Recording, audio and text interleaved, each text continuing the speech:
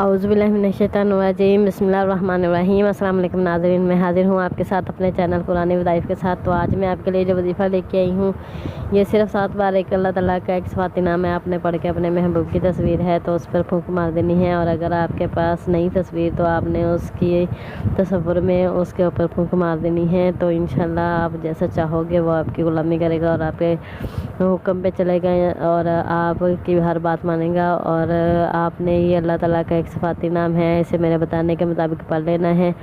تو آپ نے بالکل جیسا میں کہوں گی ویسے پڑھنا ہے۔ اپنے اول آخر 3 بار درود ابراہیمی پڑھنا ہے، اور اس کے بعد آپ نے یہ عمل شروع کرنا ہے۔ عمل اللہ تعالیٰ کا ایک صفاتی نام ہے، صرف وہی پڑھنا ہے۔ آپ نے کوئی بھی نماز کے بعد، فجر یا عشاء کے بعد آپ نے یہ عمل کرنا ہے۔ آپ نے جائے نماز پر بیٹھ جانا ہے نماز ادا کرنے کے بعد، اور نماز کی پابندی کرنی ہے، نماز نہیں چھوڑنی ہے آپ نے، اور اللہ تعالیٰ سارے مسئلے حل کر دیتا ہے نماز میں۔